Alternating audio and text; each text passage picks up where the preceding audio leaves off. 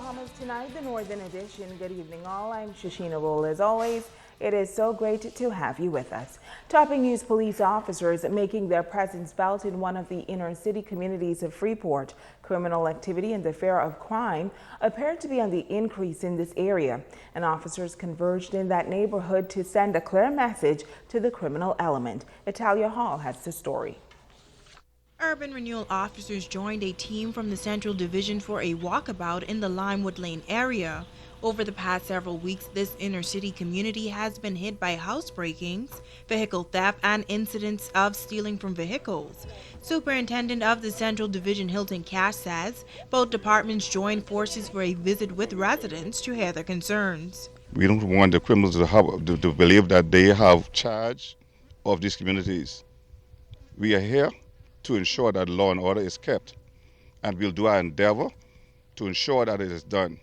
Those persons in these communities who intend on instilling fear into the neighborhood, I want to assure them that we will be in the communities and that we will arrest whenever they are identified. Officer in charge of Urban Renewal Assistant Superintendent Henry Rolls says the level of crime activity in that inner city area is disturbing.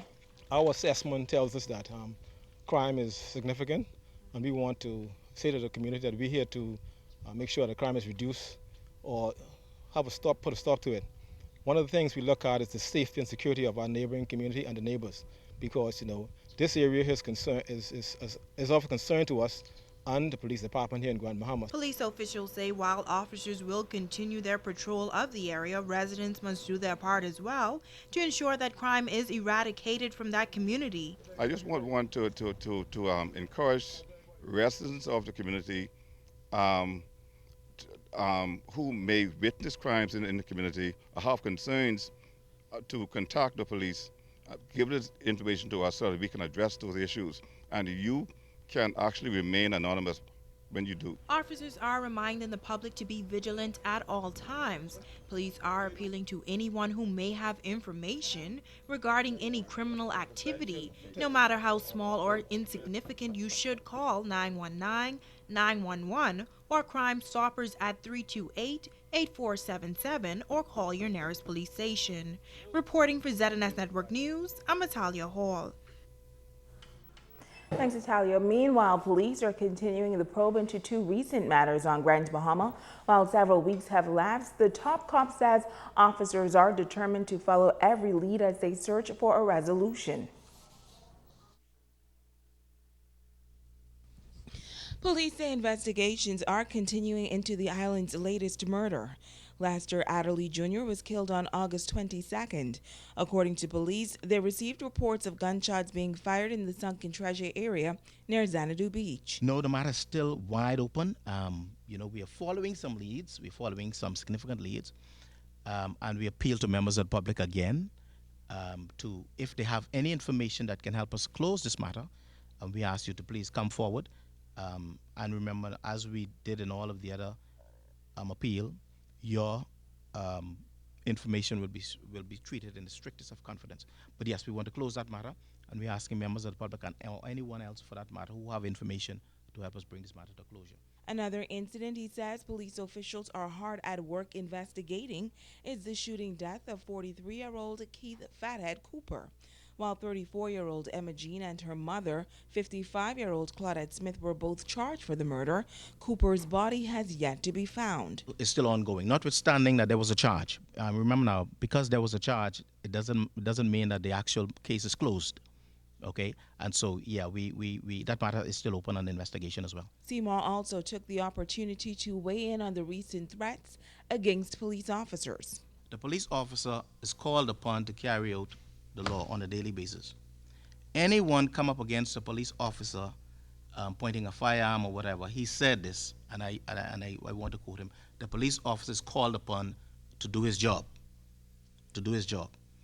Now I leave that for you to determine what that job is. But no police officer would stand idly by and allow someone. The police officer will not stand idly by and allow someone to hurt himself, or hurt him, or any member of the public. In other news, the new East Sunrise traffic circle just in front on the St. George's High School is now in full operation. And yesterday, police joined city management officials as they made a stop at that location to observe the traffic flow in the area. Now, while some motorists still question the reason for a roundabout at that location, City Manager Troy McIntosh says numbers and statistics prove that it was the right thing to do. Over the last years, prior to putting in the meeting that we put in to stop the through movements, we've had prior to that a significant amount of accidents, one fatality, and a lot of it was predominant because of the school, persons trying to make maneuvers. So we seek to correct that. Once we've gotten information and numbers from the police, they would call us almost on a weekly basis to solve the problem. And hence, the only solution or the best solution would have been a circle. Officer in charge of the traffic division in Grand Bahama, ASP Kenwa Taylor, added that police will continue to actively monitor the area to ensure that the roundabout and pedestrian crossings are used properly. I think once members of the public would negotiate the roundabout properly and to drive with care and attention and with the required speed limit, we should not have any incident here. We've reached out to the relevant authorities and they've pledged that there are 3 crossing guards that are being trained, and there is one that would be positioned at this location, which would ease the flow and the use of the pedestrian crossing. More illegal migrants found on Grand Bahama overnight. Immigration officers acting on information visited a resort property in Lucaya when they found 3 Chinese nationals making preparations to be smuggled to the United States. Now, the Chinese migrants were taken into custody and transported to the Department of Immigration, where they will be processed. They were flown to New Providence this afternoon to be housed at the detention center. As you may recall, 3 Cuban migrants were found in Miami waters yesterday. The men were intercepted by a U.S. Coast Guard vessel, and they were brought to Freeport this morning on board the HMBS Leon Smith. And meantime, police in Abaco have 33 illegal immigrants in custody. Reports are that shortly before 1 o'clock this morning, officers of the Sandy Point Police Station acting on information went to an area near the Sandy Point dock and apprehended 26 Haitian men, 4 female Haitian nationals, a juvenile, and 1 Venezuelan. Reports further suggest that the group landed in Abaco by a boat which was found a few hours earlier. Investigations are continuing. And the world pausing to remember the lives lost on September 11th. It was 14 years ago when one of the most powerful countries in the world was attacked by terrorists. It was a tragic moment where hundreds of lives were lost in what has been described as a cruel and a senseless act. Since then, security measures throughout the world have been heightened, and the Bahamas is no exception. A moment of silence was held across New York City at 8:46 this morning. That's the time when American Airlines Flight 11 crashed into the North Tower of the World Trade Center. Houses of worship tolled their bells, and a number of other events are planned to take place throughout the day to remember the lives that were lost. Stay with us. The Bahamas Tonight, the Northern Edition continues right after this. Bringing news that matters to you. You're watching the Bahamas Tonight Northern Edition. Welcome back. They are the latest in the family of the creepy crawlies to invade homes and offices on Grand Bahama. While these small insects may not present a significant danger, they are quite a nuisance. As Sabrina Brown tells us, a local pest control expert says these annoying insects can be controlled. It's a familiar indoor pest which has become a nuisance to many homes and businesses around the world. The pharaoh ant, known here in the Bahamas as the sugar ant, has been bugging Bahamians for many years. Operations Manager at Budget Pest Control, Hugh Ferguson, says the pharaoh ant should not be taken lightly. They pose a significant problem because they are tiny. They are extremely tiny, and that allows them to colonize tiny cracks and crevices, holes in the wall, that kind of thing. And you can have, and also they are monomorphic, meaning that they are one size, and so that's an interesting issue there for us. So we can easily identify them by that particular thing. And also they are polygynous, meaning that they have many queens in a colony. So you can have dozens of queens. So that makes it extremely difficult to control. Many people try to get rid of the tiny pest by using regular household insecticide, but Ferguson says, big mistake. Most of the household sprays on the market fall into the classification of synthetic pyrethroids. And these are by nature repellent. And so when you spray that, there's the repellency there would cause the ants to retreat firstly and then to bud. Now that budding process is when one colony that you've got turns now and splits up into numerous colonies. And so you now have them spreading from perhaps the kitchen where you had one colony into other areas of the homes, and you now have a dozen, 15, 20 colonies. And so it makes it actually worse. He says don't be fooled by the size of sugar ants. They don't bite, but they can pose a health risk. Because these sugar ants are so tiny and they can get into places that you wouldn't imagine, they pose a particular problem with disease transmission. And so in the area of a hospital or a clinic, that kind of setting, you can have these ants traveling from body fluids into clean surfaces, into utensils, eating utensils, and other sterile products.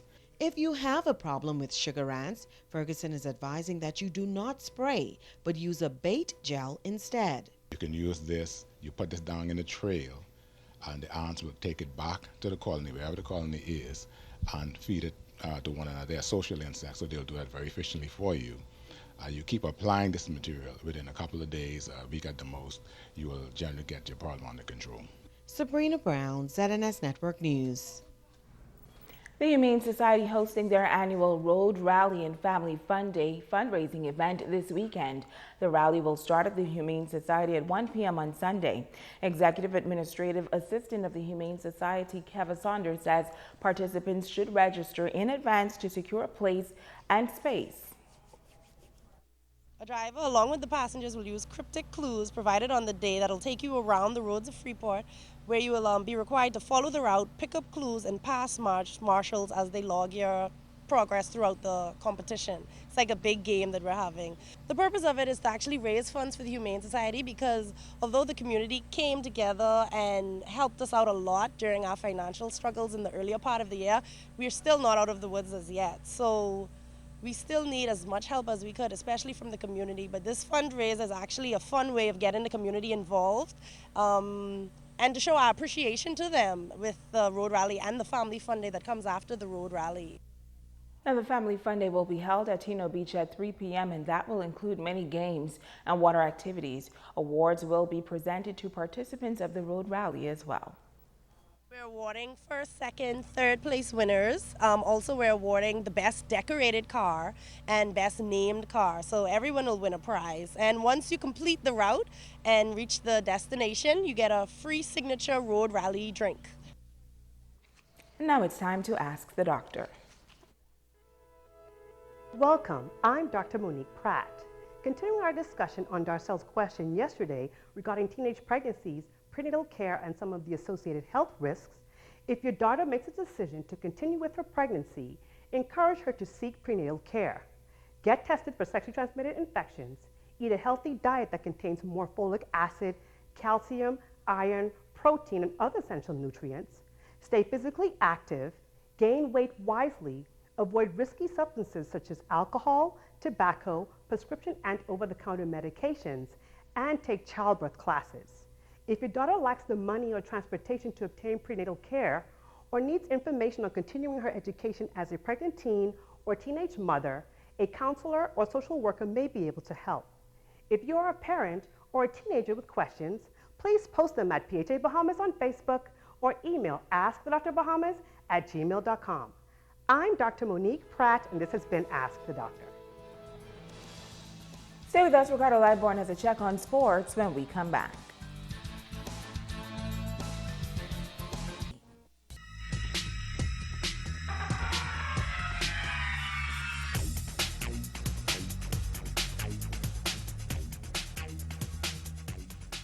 Welcome to Sports with Ricardo Liborn. This one tonight goes out to my good friend from Cat Key. I promise not to call Valdez's name because he's supposed to be on the key.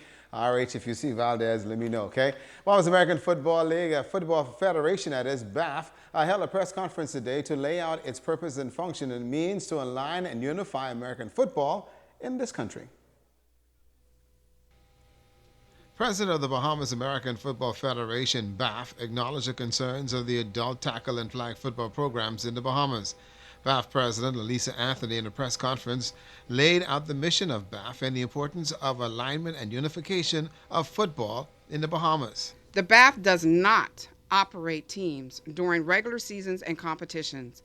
BAF provides guidance and initiatives to assist its affiliates in establishing, building, and sustaining community coalitions to support its affiliates to actively participate in positive development programs in their respective communities and throughout the country. The only teams directly under BAF supervision would be the national teams, like the junior national team that traveled to Panama in 2009 in the PAFAF regional competition for the IFAF Junior World Championship. This unification is extremely important with September 7, 2016 fast approaching. That's when the world prepares to come to the Bahamas. The BAF currently planning to host the IFAF 2016 World Flag Football Championship to be in Grand Bahama September 7th through 12th, is preparing to organize national adult and men's flag, women and men's flag football teams to compete among the anticipated 20 to 25 IFAF member countries planning to attend and compete.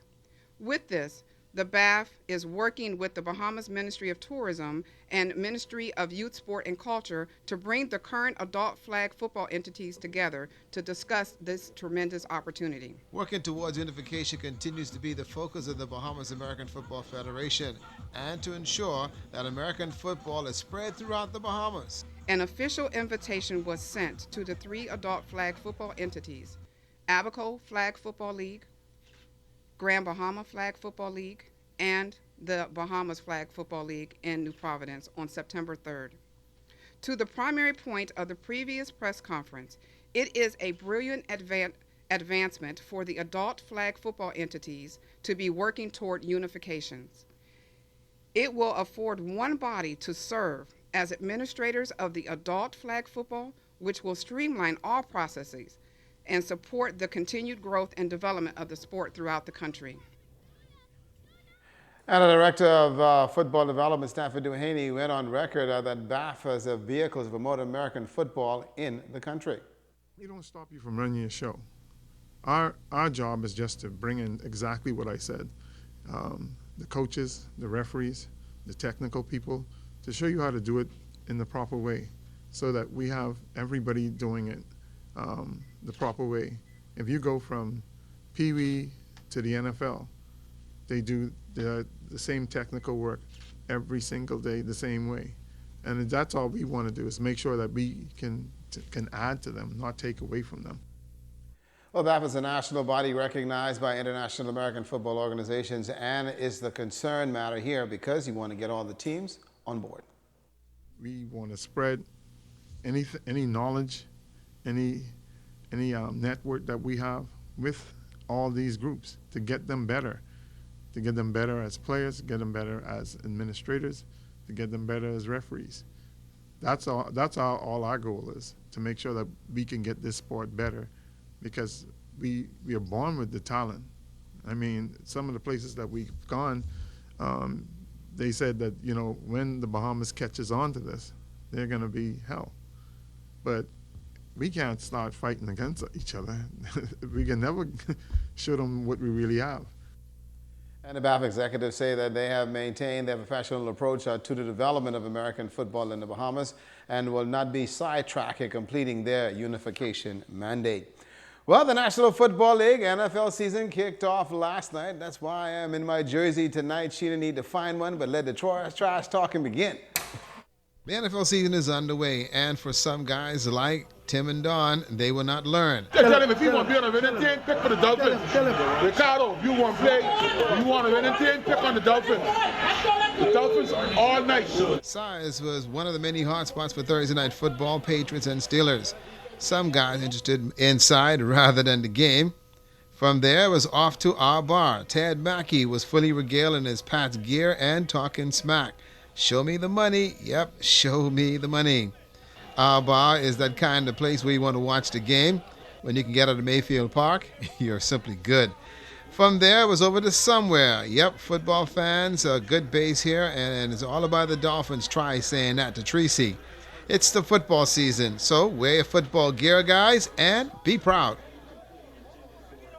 Now, the season, football fans, you true fans, if you want to send us your football picks and gear, in your full gear, we can highlight them. I want you to send them to us at zns3news@gmail.com, or you can send it to our Facebook page, and that is, guess this, it's Newsnight Freeport.